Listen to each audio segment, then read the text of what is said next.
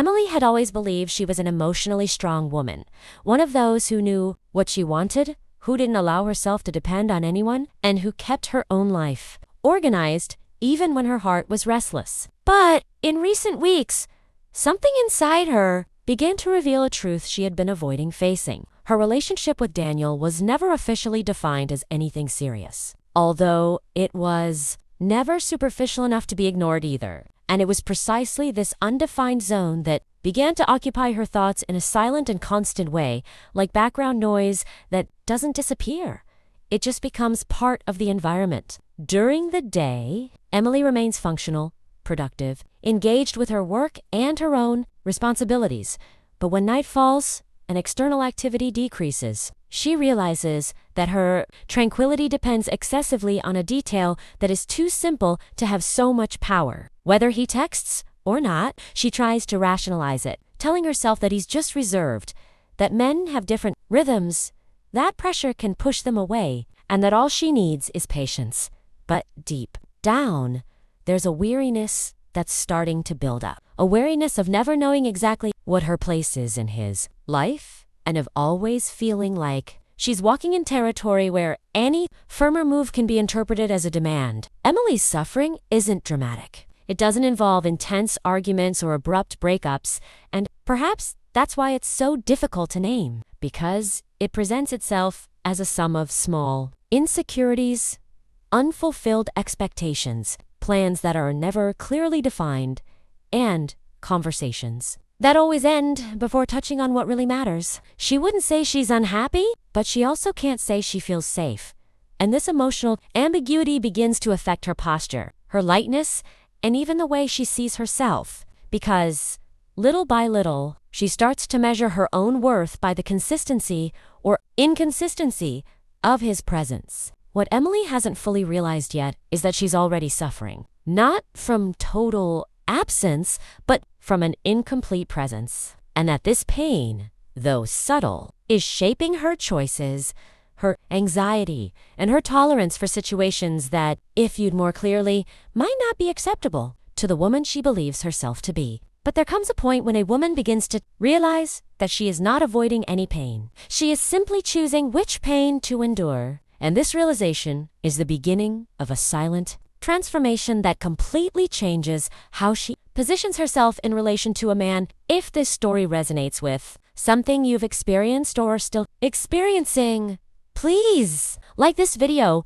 and subscribe to the channel. Doing so signals your desire for profound reflections like this and helps other women access content that fosters awareness, maturity, and emotional clarity. In the following chapters, you will follow Emily as she understands that the most important question has never been how to avoid suffering, but rather what suffering is worth enduring in order to become the woman she truly wants to be. Emily began to realize that what kept her trapped in that undefined relationship wasn't exactly the love she felt for Daniel, but the hope that, at some point, he would finally become the man she imagined he could be, and this hope functioned as a silent promise that made her tolerate small daily frustrations in exchange for a future possibility that never arrived. Clearly, she wasn't experiencing something bad enough to leave, but she also wasn't experiencing something good enough to feel chosen, and this in-between zone created an illusion of stability that prevented her from making any firmer decisions. Because leaving seemed hasty, and staying seemed patient, when in reality it was just too comfortable to question. Daniel remained present, sending affectionate messages, showing up when convenient, demonstrating just the right amount of interest to keep the connection active. But he avoided any conversation that required definition, commitment,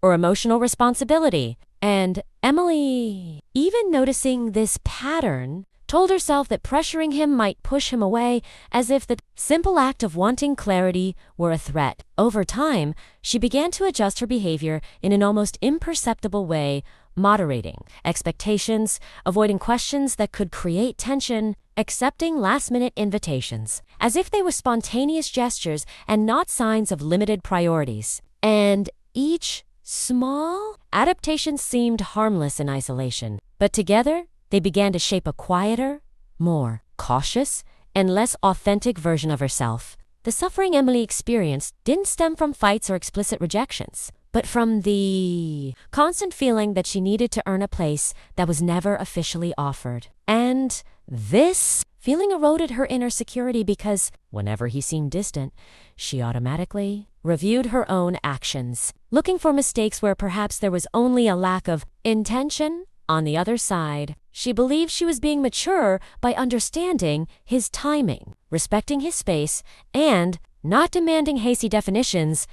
But deep down, she was beginning to feel that her maturity was turning into self, because understanding the other person shouldn't mean silencing her own needs. And this is where the pain becomes deeper, because remaining in that type of relationship didn't require courage, it only required resistance. And resistance seemed easier than facing the possibility of losing him. Even if that loss meant, in practice, freeing herself from an expectation that kept her emotionally suspended, Emily wasn't ready to leave yet. But she was beginning to realize that staying had an invisible cost, and that the comfort of not confronting the situation was slowly weakening the confident woman she had always believed herself to be. The change in Emily didn't begin with a big argument or a dramatic ultimatum, but with a persistent unease that could no longer be ignored, a feeling that the more she tried to maintain the harmony of that undefined relationship, the more she was drifting away from herself. On a seemingly ordinary night, after Daniel canceled a date they had vaguely arranged days before, justifying it by saying the week had been too busy, Emily realized that her reaction was no longer just one of disappointment, but of exhaustion, as if something inside her was tired of always understanding, always adjusting, always accepting. She began to wonder why she needed to be so careful about expressing her feelings. Why any attempt to speak clearly seemed risky, and why the fear of seeming demanding was greater than the fear of continuing to live in that constant uncertainty. For a long time, Emily believed that maturity meant infinite patience. That being a balanced woman meant not pressuring, not confronting, not creating discomfort, but little by little, she began to realize that she had confused balance with omission, and that avoiding conflict was also a way of avoiding her own truth. The morning after the cancellation, as she got ready for work, she looked at herself in the mirror with an honesty she had been putting off for months, and for the first time, admitted that she wasn't happy. Not because he was a bad person, but because the dynamic between them always put her in a place of waiting, of suspended expectation, of constant adaptation. The pain of taking a stand began to present itself as a real possibility, and this pain seemed frightening because it involved the risk of hearing something she might not want to hear. It involved the chance of confirming that he was not willing to offer what she desired, and it involved, above all, the responsibility of acting in accordance with that response. Even so, something inside her began to change, because remaining silent no longer seemed comfortable, and the suffering that had once been bearable began to become too heavy to ignore. Emily still didn't know exactly what she would say, nor how she would conduct the conversation that needed to happen, but she understood that remaining small to keep someone close was a choice that was slowly eroding her self-esteem. And it was at that moment that she realized an uncomfortable yet liberating truth. Setting a limit might hurt intensely at first, but not setting any limits was hurting her every day, silently and continuously. For the first time, the possibility of facing the pain of clarity began to seem less daunting than the pain of permanent uncertainty. And this internal reversal marked the beginning of a transformation that could no longer be undone. Emily spent the entire day mentally rehearsing what she would say, reviewing every possible sentence as if she were trying to find the exact combination of words that wouldn't sound accusatory, needy, or dramatic, but that would at the same time be honest enough to express what she had been accumulating inside for months. When she finally found Daniel to talk to, the atmosphere was ordinary, almost banal, and perhaps that made everything even more significant, because there was no dramatic setting, just two people sitting face to face, with a subtle tension that he didn't seem to perceive with the same intensity as she did. Emily began cautiously, explaining that she needed to understand where she stood, that she liked him, but that the constant uncertainty was beginning to affect her more than she admitted. And, as she spoke, she felt her own heart race, not from fear of arguing, but from fear of finally hearing the truth. Daniel listened in silence, replied that he enjoyed her company, that he didn't want to lose her, but that he wasn't ready for something more structured at that moment. And although his words weren't cold, they were clear enough to reveal what Emily had been avoiding seeing. He appreciated her presence, but didn't intend to change the dynamic. For a few seconds, that seemed longer than they actually were. Emily realized she was facing the choice she had been postponing, because now there was no more comfortable ambiguity, no more room to interpret signs or create optimistic narratives. There was only reality presented in a calm and direct way. The pain she feared didn't come as an explosion, but as a weight that slowly descended onto her chest, accompanied by an almost painful lucidity, as she finally understood that continuing there would mean accepting exactly what he was willing to offer, with no expectation of growth. She could argue, she could try to convince him, she could offer even more understanding in the hope that, in the future, something would change. But, at that moment, a more mature part of her began to wonder why she needed to negotiate something that, for her, should be natural. Emily understood that the conversation wasn't about making him choose her, but about deciding whether she would choose to remain in a place where she would never be a priority. And it was in that silence between his answer and her reaction that the most transformative realization of all emerged.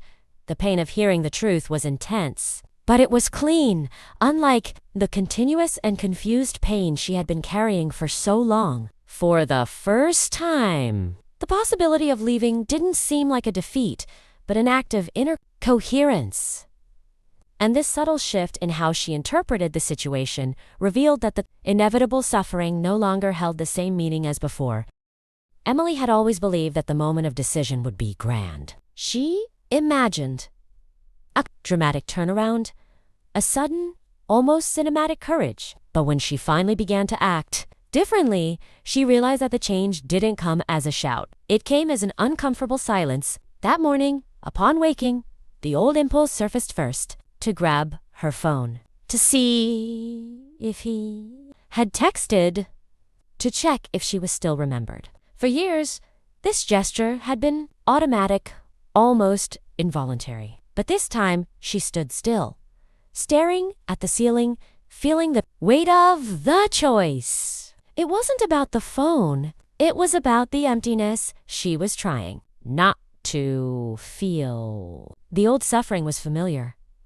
Waiting, justifying, adapting, accepting emotional crumbs in exchange for a false sense of security. It was a predictable, almost comfortable suffering. She knew exactly how much it hurt and exactly how to survive it. The new suffering was different. It was raw. It was the absence of a response. It was the silence after deciding not to insist. It was the insecurity of not knowing if anyone would come when she finally stopped chasing. Emily realized something she had never understood before. The suffering that strengthens begins by seeming like loss. It feels like loneliness. It looks like abandonment. But, in truth, it is a space where dignity relearns to breathe. She spent the day fighting against small impulses. Don't send a message. Don't over-explain. Don't soften your own truth to fit someone else's expectations. Every small choice felt like a muscle being pushed beyond its limit. It hurt,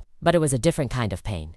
A clean pain. In the late afternoon, sitting alone with a cup of already cold tea in her hands, she felt that fear hit her harder. What if no one chose her now that she had stopped begging? What if being strong meant being alone? It was at that moment that something changed inside her. Perhaps the question was wrong. Perhaps true loneliness would be continuing to abandon oneself in order not to lose someone. Emily took a deep breath. And for the first time, she didn't try to numb the sensation. He didn't turn on the television. She didn't open any social media accounts. She just stood there, feeling the discomfort wash over her. And, strangely, she realized that she wasn't breaking. She was staying whole. Becoming stronger wasn't about becoming cold.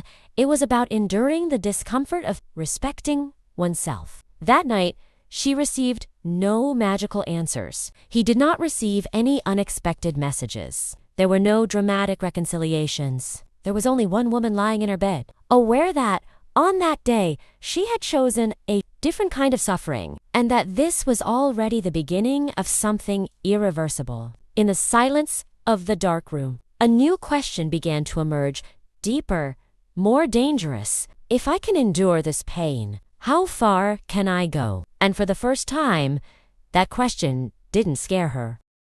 Emily understood that true transformation doesn't happen when someone changes on the outside, but when they decide not to abandon themselves on the inside, even if it costs them. Bonds that once seemed indispensable. In navigating the discomfort of maintaining boundaries, she discovered that emotional maturity is not the absence of fear, but the ability to act consciously despite it. The silence that once unsettled her became a space for observation, and the solitude that frightened her became fertile ground for rebuilding her own identity without external interference.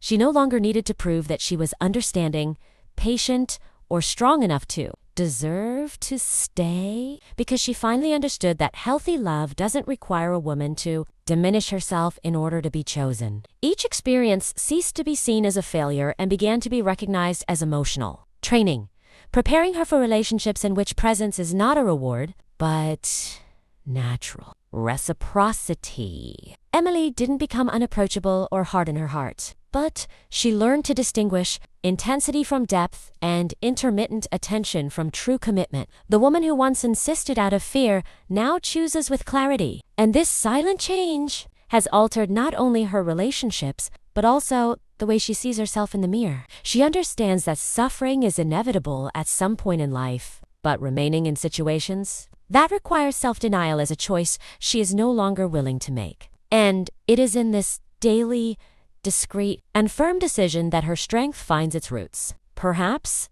you, too, are at that quiet point in your journey where continuing to repeat what you've always done seems safer. But something inside you already knows that staying in the same pattern will cost you much more than facing the discomfort of change. If this is your moment, don't ignore this restlessness, because it's not weakness or impatience, but the most lucid part of you asking to be heard with courage and respect. If this story touched you deeply, allow yourself to continue on this path of awareness, because every woman who chooses to remain whole inspires others to do the same. If this resonated with you, please like this video so that more women can find this message at the right time.